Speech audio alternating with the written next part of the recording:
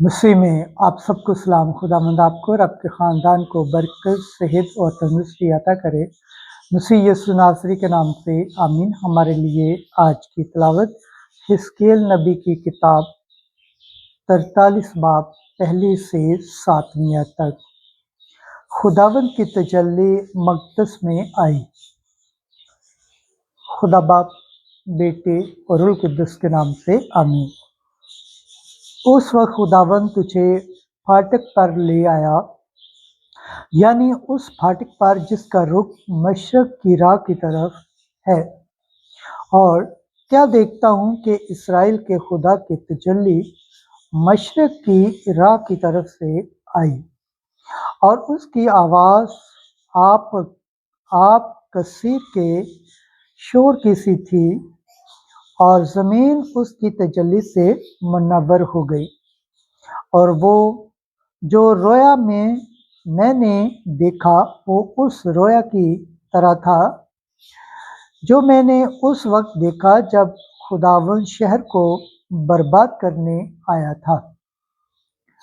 और वो तफसील उस रोया की मानद था जो मैंने नहर का बार पर देखा था।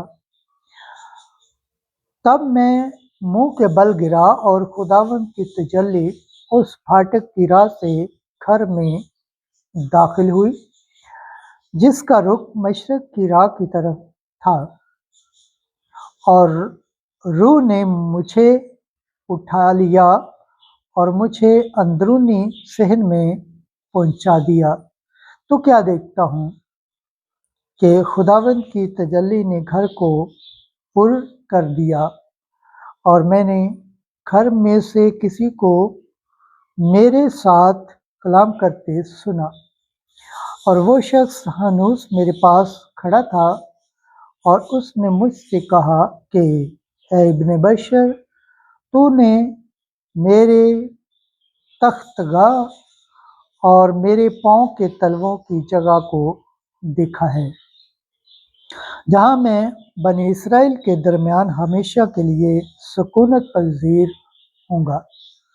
पाक कलाम के पढ़े और सुन जान पर खुदावंद की बरकत हो, खुदावंद का शुक्र हो, आमीन। आज का ज़बूर पढ़ा जाएगा, ज़बूर 84 9वीं से 14वीं आयत तक। जमायती जवाब। खुदावंद का जलाल हमारी सरजमीन में बसेगा। मैं सुनूंगा कि खुदा क्या फरमाता है। वो अपनी उम्मत और अपने बरगज़ीदों से सलामती का कलाम करेगा। इससे डरने वालों के लिए उसकी निजात करीब है, ताकि जलाल हमारी सरजमीन में बसे। जमायती जवाब। खुदावंद का जलाल हमारी सरजमीन में बसेगा। शफ़क़त और सच्चाई बाहम मुलाकात करेंगी। अदल और सुलह एक दूसरे का बोल साथ लेंगे। ज़मीन से सदाकत उगेगी और अदल आसमान पर से नजर आएगा। जमाती जवाब। खुदावंद का जलाल हमारी सरजमीन में बसेगा। खुदावंद ही नेकी अता करेगा और हमारी सरजमीन अपना फल देगी। अदल उसके आगे आगे चलेगा और निजात उसके कदमों की राह में चलेगी। जमाती जवाब। खुदावंद का जलाल हमारी सरजमीन में बसेगा। खुदावंद के पाक कलाम पढ़े और सुन जान पर खुदावंद की बरकत हो, खुदावंद का शुक्र हो, आमीन। आज की अंजील मुकद्दस मत्ती के मुताबिक 23 बाब 1 से 12 आयत। वो कहते हैं मगर करते नहीं। एक दिन यस्सु ने हजूम और अपने शागिर्दों से बात करते हुए कहा कि फकीहा और फरीसी मूसा की गद्दी पर बैठे हैं। बस जो कुछ वो तुमसे कहें वो सब अमल में लाओ और मानो, लेकिन उनके से काम न करो, क्योंकि वो कहते हैं मगर करते नहीं। वो ऐसे भारी बोझ जो उठाए नहीं जाते बांधते, और लोगों के कंधों पर रखते हैं, लेकिन आप उन्हें अपनी उंगली से भी हिलाना नहीं चाहते। वो अपने सब काम लोगों को दिखाने के वास्ते करते हैं, क्योंकि वो अपने तावीज़ चौड़े और अपने फंदने बड़े बनाते हैं।